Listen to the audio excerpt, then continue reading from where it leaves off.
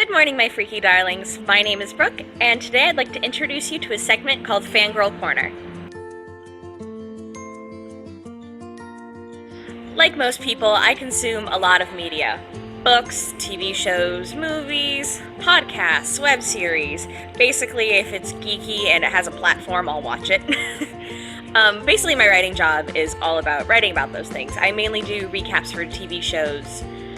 Right now, I do Shadowhunters Elementary. When it comes back, I'm going to do Librarians, and I'm also going to ask my boss if I can do the new show Powerless and Star vs. the Forces of Evil, just because those are right up my alley in terms of theme and tone.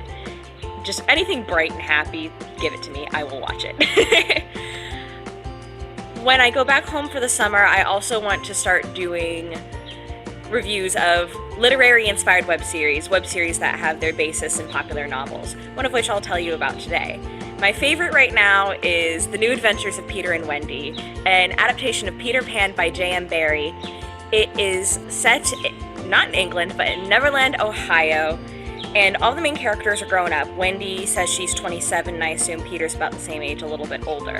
And I like how it takes this very sweet, very innocent story about children who try to grow up too fast and make it about these two very different points of view.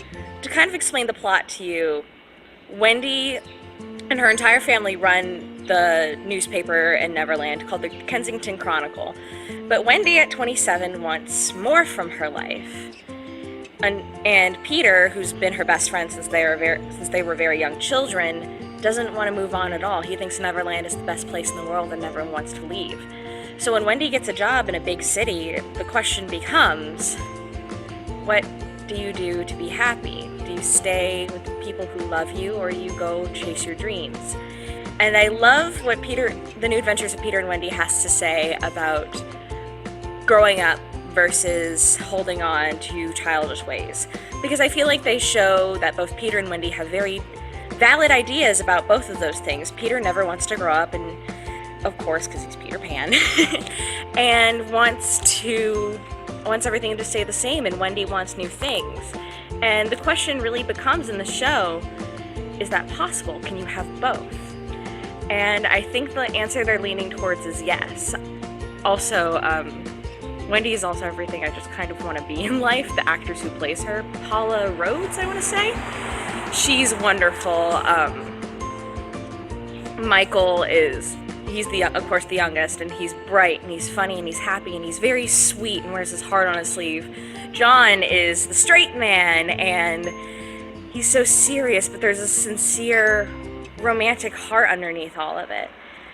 And I love that it talks about the fear of growing up in this very real, very modern way. It's something I can identify with. Sorry, there's someone playing stereo over there. And I like just the idea that it presents that you can grow up without losing a child's heart. That you can still be a grown-up but still have fun and have new things and live, but still have home and family and friendship be important to you. And I feel like in the next year and a half, that's going to be a story that really resonates with me. And especially as I grow up and move on and graduate and leave everything I've known behind, I think it's a very important story for young millennials who are getting ready to go into the real world to understand through the framework of a story we've always grown up with. I mean, there are very few people in the West who haven't read Peter Pan, or at least familiar with the story. So I encourage everyone to watch it. I will put links down to their website and their YouTube channel in the description. And I'm glad y'all watched this inaugural episode of Fangirl Corner. Don't forget to click like and subscribe to my social media.